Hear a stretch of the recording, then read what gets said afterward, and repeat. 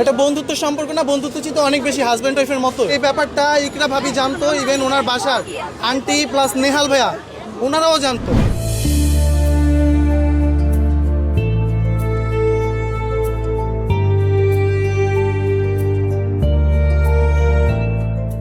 অভিনয়শিল্পী জাহের আলভীর স্ত্রী আফরা ইবনাত খান ইকরার রহস্যজনক মৃত্যুকে ঘিরে নতুন করে আলোচনায় এসেছে আলভী ও সহশিল্পী ইফফা তারা তিথির সম্পর্ক।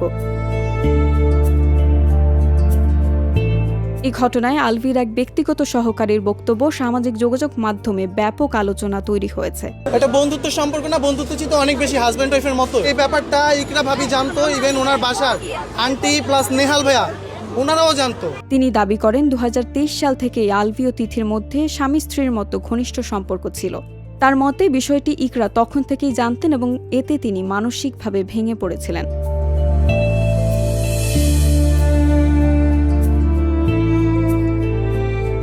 সহকারীর ভাষ্য অনুযায়ী বিষয়টি শুধু তাদের মধ্যেই সীমাবদ্ধ ছিল না, বরং পরিবারের ভেতরেও এ নিয়ে আলোচনা হয়েছে।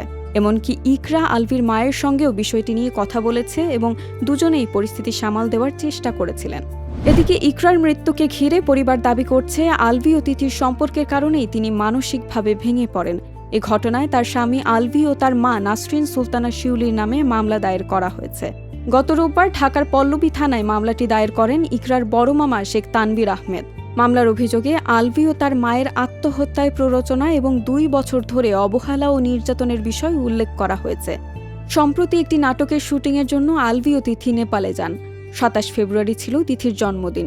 এ সময় গুঞ্জন ওঠে তিথির জন্মদিন উদযাপনের উদ্দেশ্যেই নেপালে শুটিংয়ের আয়োজন করা হয়েছিল, যদিও এই অভিযোগ অস্বীকার করেছেন আলভী। এর একদিন পর 28 ফেব্রুয়ারি ইকরা মারা যান। এরপর থেকে আলভী ও তিথির সম্পর্ক নিয়ে বিতর্ক আরও তীব্র হয়ে ওঠে।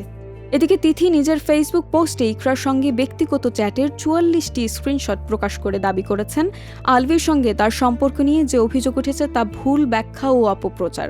তার দাবি ইকরার সঙ্গে তার সম্পর্ক বন্ধুত্বপূর্ণ ছিল এবং তিনি কখনোই ইকরার সংসার ভাঙতে চাননি। তবে ইকরার মৃত্যুর প্রকৃত কারণ কী বা তার নেপথ্যে কে তা জানতে তদন্ত চালিয়ে যাচ্ছে আইন শৃঙ্খলা রক্ষাকারী বাহিনী। তদন্ত শেষ না হওয়া পর্যন্ত এই ঘটনার প্রকৃত সত্য কী তা নিয়ে নানা প্রশ্ন ও আলোচনা থেকেই যাচ্ছে।